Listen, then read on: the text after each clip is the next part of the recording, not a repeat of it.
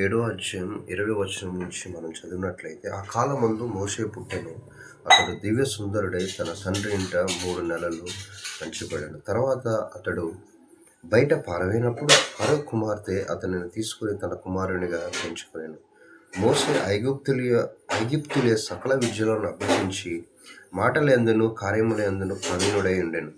అతనికి 40 ఏండ్లు వచ్చినప్పుడు ఇశ్రాయేలీయులైన తన సహోదరులను చూడవలెనన్న బుద్ధి పుట్టెను. Now when he was 40 years old, it came into his heart to visit his brethren, the children of Israel.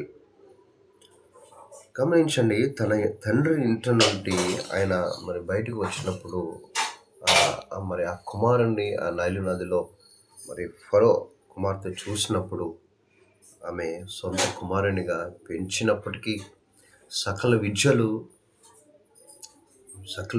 నేర్చుకుని అన్ని ప్రావీణ్యుడైన తర్వాత ఒక 40 సంవత్సరాలు వచ్చిన తర్వాత ఆ మోసే ఆలోచిస్తూ ఉన్నాడు తన యొక్క పితరుల గురించి. ఎంత గొప్ప దేవుడు అంటే, మనల్ని ఒక ఇరుకు మార్గంలో ఒక మూలని ఉన్న మనల్ని హెచ్చించడానికి ఆయన దారి చూపిస్తాడు. దారి చూపించిన తర్వాత మనం ఏమై ఉన్నామో, మన స్థితిగతులు ఏమిటో మర్చిపోకుండా దేవుడు తెలియజేస్తాడు. గమనించండి, మోషే ఈ యొక్క ఫరో ఆ ఇంట కుమారునిగా పెరిగిన వ్యక్తి, అతి సుందరుడు, విద్య ప్రావీణ్యుడు, అన్నీ పొందుకున్నటువంటి వ్యక్తి. ఆ గర్వం లేకుండా అంత ప్రావీణ్యుడైనా సరే తన కుటుంబం గురించి, తన ఎక్కడి నుంచి వచ్చాడో అనేది ఆలోచిస్తూ ఉన్నాడు. తన యొక్క స్థితి ఏంటో, తన యొక్క ప్రజలేమిటో, తన యొక్క తల్లిదండ్రులు ఏమిటో, తన యొక్క అక్క చెల్లెలు ఏంటో ఈ యొక్క మోషే గారు ఆలోచిస్తూ ఉన్నాడు. ఆయనకు అంత అవసరం లేదు, కానీ ఈ యొక్క జ్ఞానం ఎవరిచ్చారంటే ప్రభువైన యేసుక్రీస్తు ద్వారానే మనకు కలిగింది.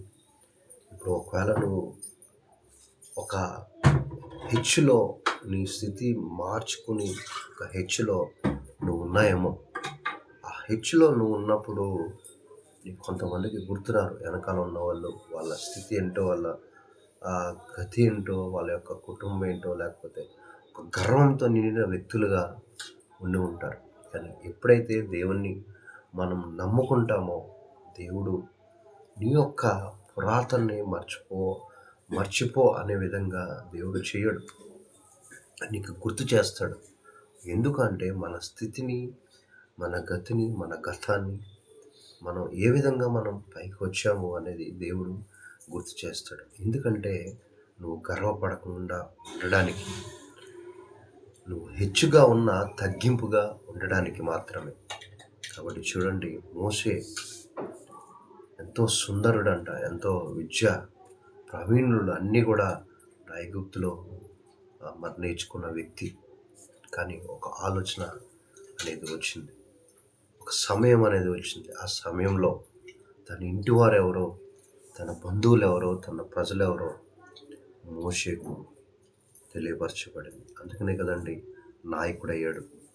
అందుకనే కదండి ఇశ్రాయేలు ప్రజల్ని అరణ్య మార్గంలో మోషే చేత నడిపించబడ్డారు. అటువంటి జ్ఞానాన్ని, తెలివిని ఇచ్చేవాడు మన ప్రభువైన యేసుక్రీస్తు మాత్రమే. ఎప్పుడు మనల్ని మనం తగ్గించుకుని మన స్థితిగతులను మార్చిన దేవుణ్ణి మనం మర్చిపోకుండా ఆయన స్తుతించినప్పుడు. ఆమేన్.